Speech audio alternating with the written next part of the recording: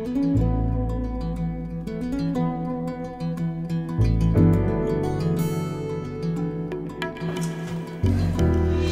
so we're going to take this sash out and have them remade. Look down here, Betty. You can see where we've had this mended. This window was damaged. So we temporarily put a mending plate on it, but now we're going to take the sashes to the my millwork guy and have him replace these sashes.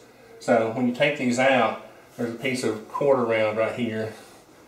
You'll just take one on one side or the other out. You don't have to take both of them out. You just need to be able to get the window out. And one trick here is, and I've already done this other side, is when you're taking these ropes out, there's usually just a little nail in there. Let me get the nail puller.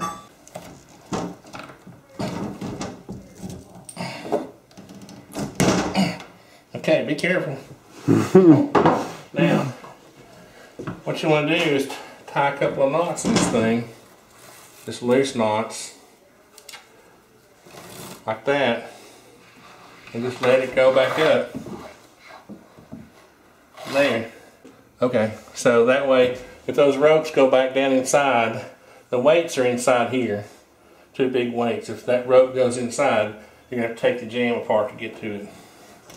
So now we just take this out, take it to our millwork guy.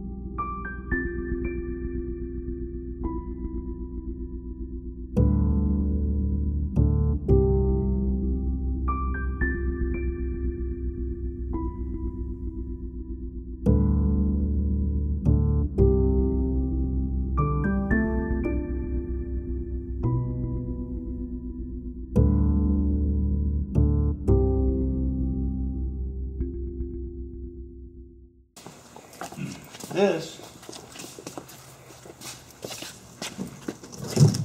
is a tenon machine. That's and cool. What that does, it cuts the copes. Come around here.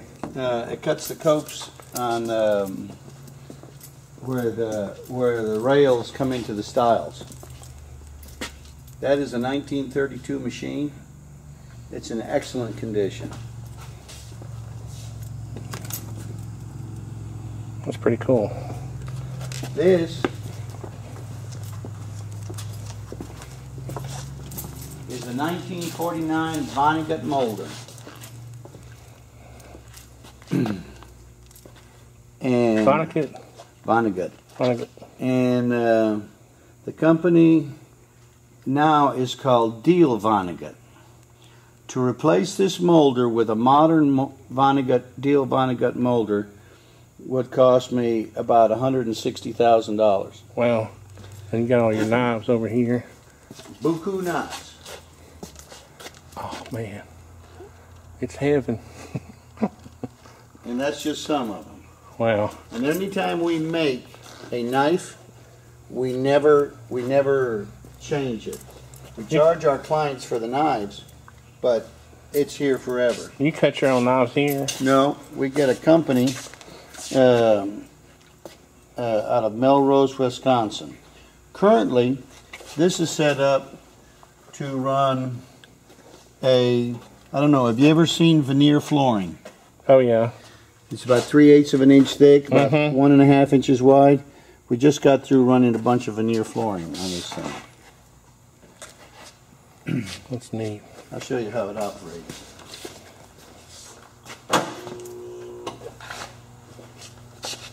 Crank up the nuclear plant.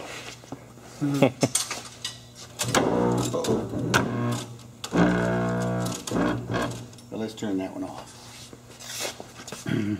That is press 2 down. Let's see if this one is. Yeah, this string's clear.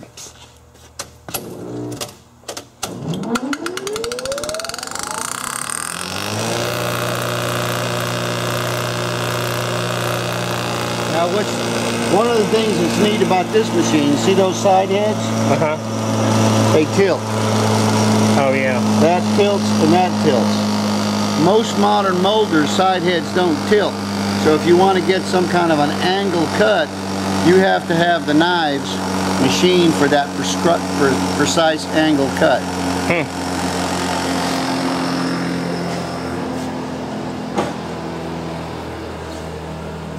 This is an American-made white belt sander.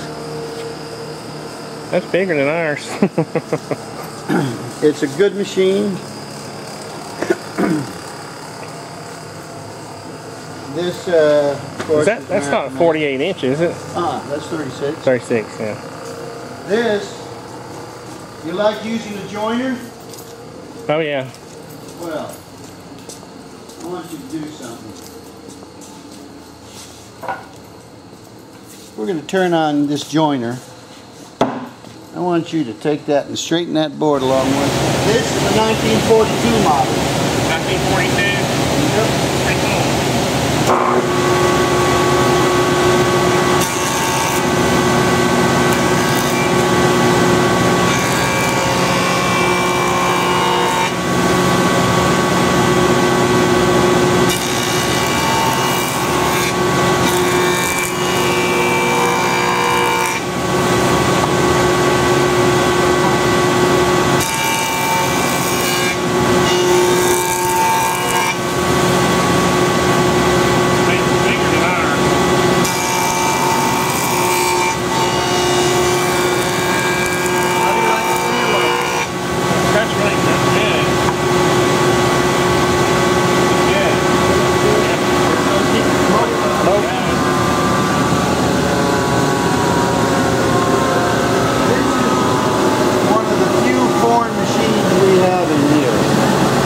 This is a early 1960s Japanese straight line rip saw.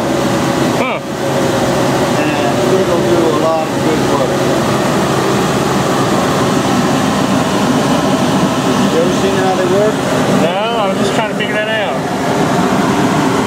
Looks like it works almost like a planer. That's the blade. Ripping, it's like a... That just feeds it. Okay. Like this. So instead of taking your sort of an inverted table saw. Yeah. That's neat. You use that screw? It's for the heavy stuff. That's why you've got the graded table or the feed there. Yeah, we just grab the whole of it. Yeah. We've got feed rollers up above. It's also used for striking.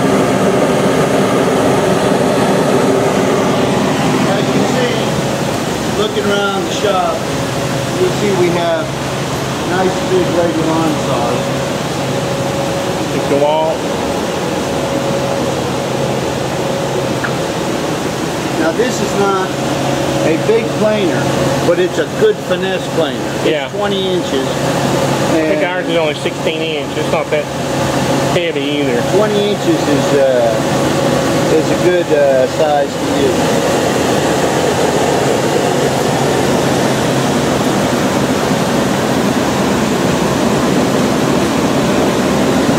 Horizontal boring machine. We use it a little bit, not very much. Okay. Yeah, it's pneumatic. Huh. You turn it on and you press it out. And what was that just for, like drilling holes in like door kit? Let's say you're gonna build cabinetry and you're not gonna mortise and tenon it. Let's say you're gonna dowel it, or you're gonna make doors with dowels. You know, we don't really make doors with dowels. We do them the old-fashioned mortise and tenon. Right. But that's mainly we do it for cabinetry. This is an American-made Powermatic. We have it set up just to do this one, just to do mortise, plowing, some plowing and things like that. This machine is a wonderful machine. This will give you a nice big tenon.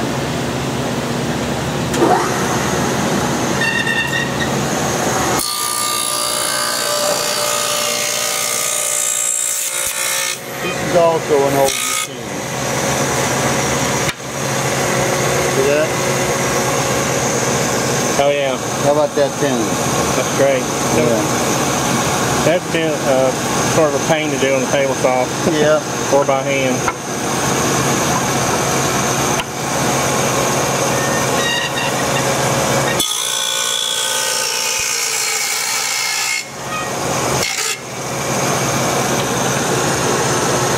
Oh yeah.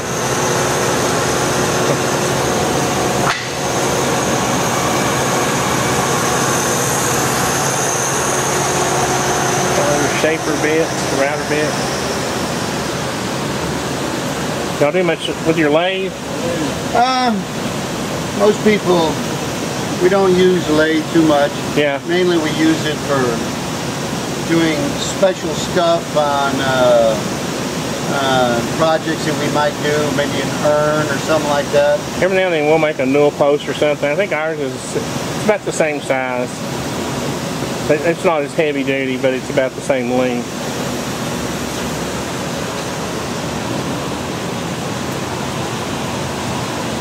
That is an awesome shape. That's what the term is called. It's a dual-headed shaper. What's that? Dual-headed shaper. Oh, really? That's cool.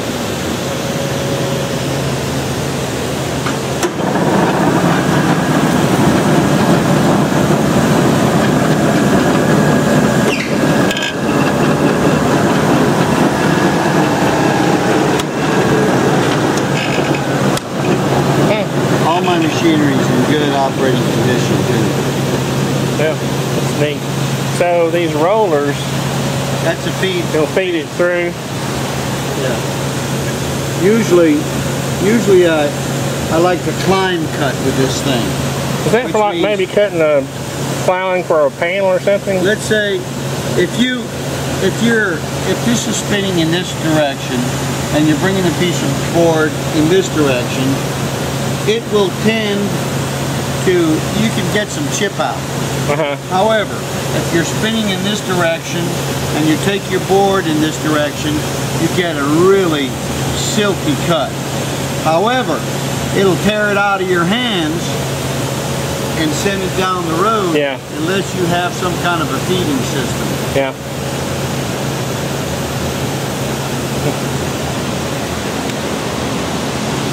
This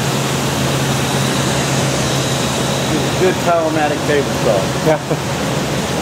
Good size Powermatic table. We have our version of this is probably maybe 10 years old. This is probably 25 or 30 years old. I actually like the older stuff better. Me too. Yeah.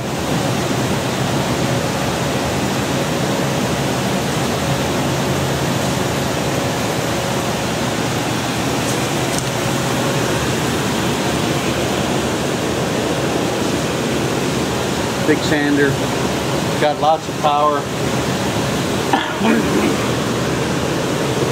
Yeah, we have a smaller one. It's probably from the 40s. Very powerful. It's amazing how those motors keep on chucking along. Yeah. Nice big bandsaw. Allows us to do a lot of stuff. Good shaper, Powermatic shaper. This is a chain mortiser. Well, that's cool. Oh, it's not plugged in. That's anyway, you turn your oil and you turn it on and it just goes in and you move it left and right. Yeah, we have a, what is it we have for that? I guess we have the box, little box attachments we put on our drill press, but you have to keep moving them along.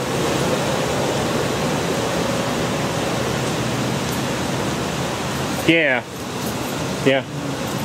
They were. I mean, for small projects, they weren't pretty. You know, and sometimes we use this a lot. Yeah. Powermatic. Yeah, that's pretty cool. Well, I appreciate you showing us around your shop.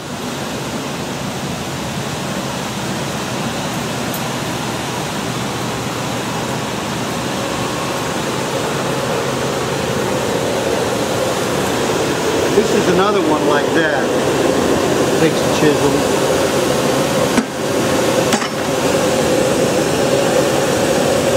Except it doesn't have a chain. It's a hollow chisel. That's neat. All right, let's requote this stuff. Okay.